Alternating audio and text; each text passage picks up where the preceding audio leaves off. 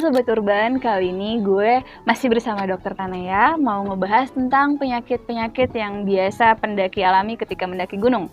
Nah, kali ini gue mau nanya nih sama Dokter Tanaya, kenapa sih dok sering banget kayak kita tuh ngalamin gangguan saluran pencernaan gitu ketika mendaki? Gangguan saluran cerna. Nah, kalau gangguan saluran cerna ini ada beberapa tipe nih ya. Jadi ada gangguan saluran cerna atas, gangguan saluran cerna bawah. Gangguan saluran cerna atas ini biasanya orang-orang yang memang masalahnya di lambung. Kalau misalkan gangguan saluran cerna bawah biasanya di permasalahan khusus gitu. Jadi awalnya seperti itu. Jadi kalau misalkan gangguan saluran cerna ini kalau udah sampai parah ya gangguan saluran cernanya kena yang atas, kena yang bawah. Oh gitu. Nah, kalau misalkan yang atas kena lambung biasanya keluarnya mual muntah, mual muntah, terus habis itu rasanya enak, rasanya badannya terasa panas ya. Sering bersendawa. Terus kalau misalkan gangguan saluran cerna yang bawah biasanya kalau nggak konstipasi ya mencret, ya diarenya jadi cair ya. Ada di istilah medis namanya sih alarm symptom. Alarm symptom itu biasanya kalau misalkan udah muntah lebih dari 3 kali dalam waktu 24 jam, ada BAB cair warna kehitaman maupun muntah warna kehitaman, itu lebih ke arah warning system. Jadi warning alarm ya. Jadi warning alarm itu adalah ini tandanya udah serius gangguannya. Nah, disebabkan kalau misalkan di naik gunung ya konsumsi makanannya nggak bagus, kayak sering konsumsi mie instan secara berlebihan, kafein secara berlebihan. Terus kalau misalkan di gunung pastikan kalau kalian asupan minum nih paling penting. Lagi-lagi air putih ya dok? Air putih. Jadi kalau misalkan air putih yang sudah terkontaminasi nggak bagus, itu mengandung namanya bakteria E. coli. Nah, E. coli ini menyebabkan gangguan saluran pencernaan maupun kram perut. Nah, jadi orang-orang yang sering kram perut, gangguan saluran pencernaan, BAB-nya cair ataupun konstipasi, sebutan untuk nggak bisa buang air besar. Nah, itu biasanya disebabkan karena yang tadi makannya salah, minumnya juga salah. Oh gitu. Jadi lebih baik kalau ngelihat dari sumber airnya agak-agak keruh gitu, mending di ini aja ya dimasak. Cari benar-benar sumber air yang memang dia baik dari langsung dari pegunungan dan memang warna pertama yang memang kita nilai dari warna tidak berbau sama sekali. Terus sumbernya jelas, jangan yang warnanya juga nggak jelas. Terus habis itu baunya juga biasanya kalau misalkan baunya sudah busuk atau baunya sudah tidak sedap ya, itu bisa menandakan adanya kontaminasi bakteri. Jadi harus benar-benar cara milih makan maupun minuman harus jelas. Itu untuk menanggulanginya dok? Untuk menanggulanginya sebenarnya yang tadi gue jelasin nih Ray. Jadi kalau misalkan bawa makanan yang sudah higienis harus bagus ya. Terus kalau misalkan makan instan itu harus dikurangi ya. Makanan juga kafein atau kopi nggak boleh terlalu berlebihan ya. Terus kalau untuk air minum itu cari air minum yang langsung dari pegunungan ya. Kalau misalkan langsung dari air pegunungan itu langsung diminum nggak masalah, karena memang dia sudah mengalami penyaringan yang alami gitu. Jadi beberapa perusahaan tuh juga banyak yang langsung mengambil dari air. Jadi penting banget ya dok buat teman-teman kalau mau buang air sekiranya jangan deket mata air. Nah iya benar juga, karena di feses manusia ini mengandung beberapa bakteri yang sangat berbahaya juga ya. Jadi kalau misalkan E. coli itu adalah bakteri. Normalnya di tubuh kita tuh ada jumlah normal. Kalau misalkan jumlahnya berlebihan, kayak kita konsumsi makanan yang nggak baik, air yang sudah tercemar, kalau misalkan terlalu banyak bakterinya itu akan menyebabkan gangguan saluran cerna pada tubuh kita. Tuh diingat teman-teman. Nah nih ada lagi pertanyaan dok, kira-kira itu kayaknya aku pernah nemuin pendaki yang meninggal karena serangan jantung. Itu kira-kira gimana? Nah kalau serangan jantung sebenarnya kita sebut dengan cardiac arrest ya, artinya kematian mendadak karena jantung. Ini sih penyebabnya banyak. Pertama kita pastikan dulu si penderitanya ini punya penyakit bawaan atau enggak. Kalau misalkan penderitanya punya penyakit bawaan, contohnya penyakit darah tinggi, hiperkolesterol, diabetes, itu mungkin dari penyakit jantungnya. Atau yang kedua dia disebabkan karena ada kelainan genetik bawaan yang memang mengalami penyebab si kematian jantung mendadak. Nah ini yang paling sering nih, biasanya karena kekurangan elektrolit atau kekurangan cairan. Jadi makanan dan minuman harus dijaga. Kita kekurangan elektrolit karena asupan makanan dan minuman itu nggak baik. Jadi multivitamin, mineral itu baik. Jadi kalau misalkan mau naik gunung pastiin dulu olahraga dulu, multivitamin harus tercukupi ya, makan makanan juga yang bergizi, jangan yang instan aja, karena segala jenis yang instan itu nggak baik buat tubuh. Soalnya ada nih kayak kasus teman-teman yang kayak minumnya ntar aja, males nanti buang-buang air di jalan. Iya benar ya. Jadi itu sesuatu yang pola pikir yang salah gitu. Jadi membuang kayak kebiasaan sering sih pas gue sering naik gunung juga kalau minum irit-irit dong, padahal nggak kayak gitu ya. Jadi kalau misalkan minum ya tetap secukupnya, harus dalam satu hari itu 2,5 liter. Kalau misalkan menemukan air mata air itu langsung diisi lagi kalau misalkan udah habis, itu udah pastiin. Makanya setiap naik gunung kita harus pastiin kan, pertama kita harus survei dulu nih geologi dari gunungnya tersebut, mata airnya di mana aja itu udah langsung di peta. Jadi sudah harus ditargetin air habis pada kapan, pada pas mata air kapan itu harus jelas. Jadi nggak asal-asalan naik gunung ya. Jadi penting banget untuk menilai peta lokasi mata air terdekat. Nah, sama tadi sempat ngebahas suplemen vitamin untuk tubuh ketika kita mendaki itu sebenarnya juga boleh? Boleh. Jadi suplemen itu dibutuhkan pada orang-orang yang membutuhkan aktivitas fisik yang berlebihan atau olahraga yang berat ya. Naik gunung termasuk aktivitas yang high impact. Jadi olahraga yang termasuk aktivitas yang berat, jadi membutuhkan multivitamin yang baik juga. Nah, multivitamin ini juga nggak boleh diminum berlebihan. Jadi sesuatu yang berlebihan di dalam tubuh itu nggak baik ya gitu. Jadi minumnya juga cukup 1 kali sehari, olahraga, minum air putih, dan diselingi dengan makan makanan dengan protein. Itu diminumnya kapan, Dok? Soalnya pernah ada nih teman kita di Urban ada yang nanya, pernah ada yang sharing gitu, katanya ceritanya dia mau summit ke Mahameru kan.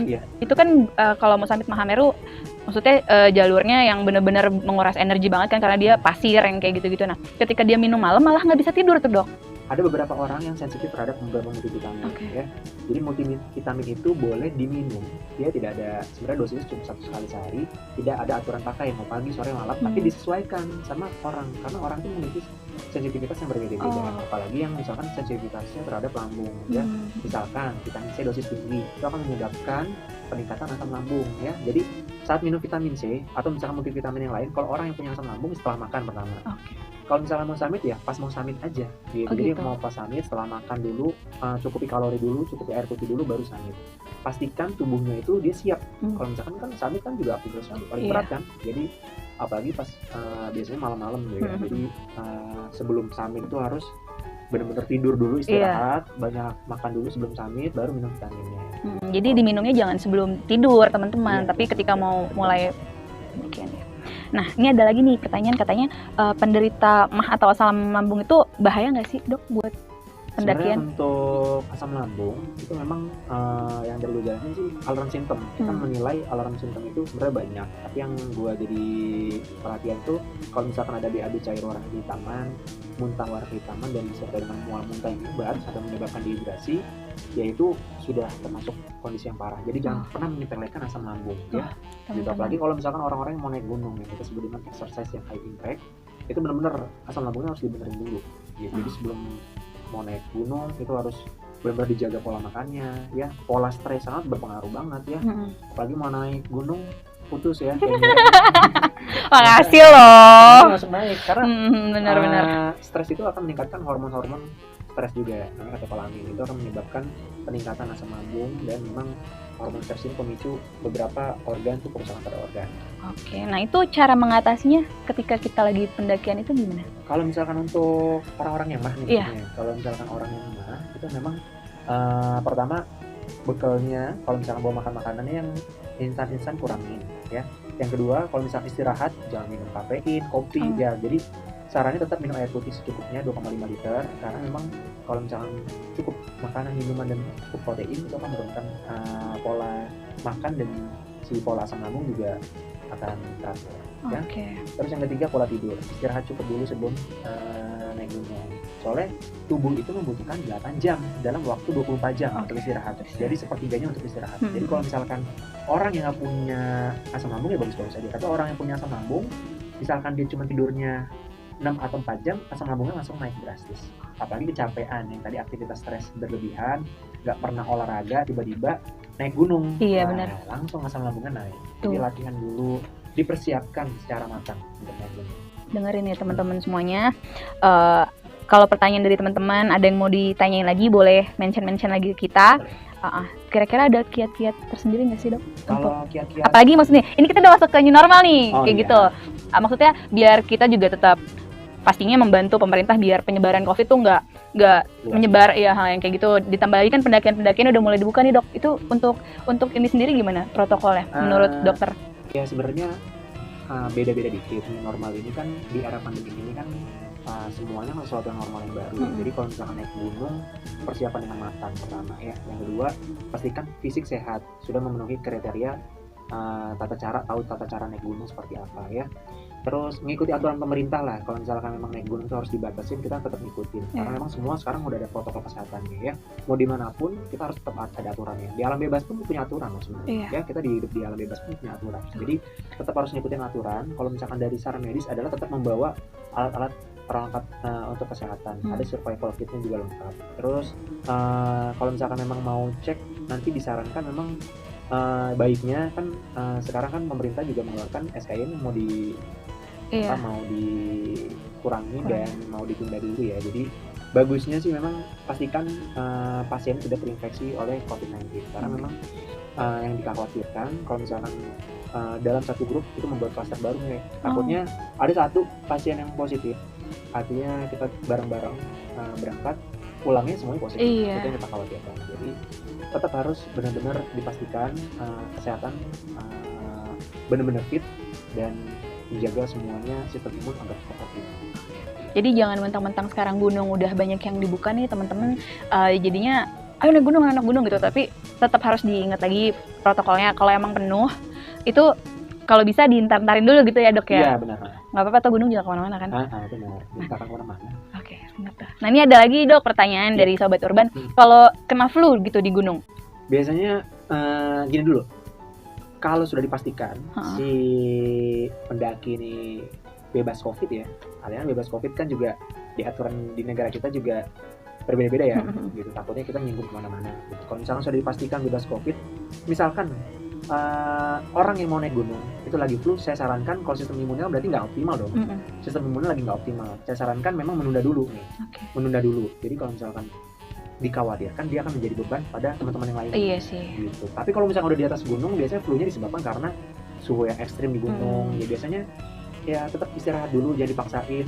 Terus cara naik gunungnya juga nggak boleh terlalu berat. Bilang ke teman-teman yang lainnya jangan sungkan, jangan malu. Ya bilang ke teman-temannya kalau saya lagi demam, saya lagi ada batuk, lagi pilek. Biasanya karena suhu yang terlalu ekstrim di gunung. Nah itu. Terus tetap multivitamin harus dibanyakin. Terus banyak makan protein karena makan banyak protein akan meningkatkan sistem imun tubuh yang optimal. Nah lagi-lagi kalau untuk masalah capek, kalau bisa ya udah istirahat perlahan, jalan perlahan. Ketika istirahat jangan ngerokok ya dok. Nah itu juga penting banget. Rokok kopi tuh aduh. Oh iya. Gimana? Jadi gue tuh sering banget menemukan teman-teman pendaki yang selalu menggunakan koyo di hidung dok. Alasannya biar nggak meler gitu. Itu sebenarnya benar atau nggak sih? Koyo itu kan sifatnya menghangatkan ya. Jadi kalau digunakan untuk menghangatkan boleh-boleh aja. Jadi sifat koyo itu sebenarnya vasodilator. Artinya pada saat cuaca yang ekstrim, cuaca yang dingin, itu tubuh kita akan vasokonstriksi, yang tadi pembuluh darah akan mengecil ya. Itu akan menyebabkan biasanya pilek kalau di hidung tuh. Nah biasanya dia nggak nyaman kalau misalkan pilek, ada batuk nggak nyaman. Jadi kalau misalkan mau pakai koyo boleh-boleh aja ya, tapi tidak disarankan koyo yang sifatnya pedas ya. Sifatnya yang ada yang hangat, ada yang pedas. Ya kalau mengandung bahan cabai ya, saya lupa sejauh kimianya. Kalau misalkan dia mengandung bahan cabai itu tidak disarankan karena takutnya memicu hipersensitif yang terlalu berlebihan. Tapi kalau untuk menghangatkan saja itu boleh. Gitu, boleh menghangatkan. Jadi boleh-boleh aja kalau jumlahnya atau misalkan si posisinya tepat. Jadi nggak boleh terlalu banyak, cukup sedikit aja. Boleh ya. Jadi buat teman-teman semuanya, gue rasa perbincangan gue sama Dokter Tanaya cukup. Kalau emang pengen banget ngebahas tentang masalah penyakit yang biasa terjadi di gunung, boleh banget langsung komen ke Urban Hikers, atau boleh langsung tanya langsung ke Dokter Tanaya di IG-nya ada Fit2Talk, atau langsung ke YouTube channelnya Fit Talk. Makasih teman-teman semuanya. Makasih Dokter Tanaya. Bye.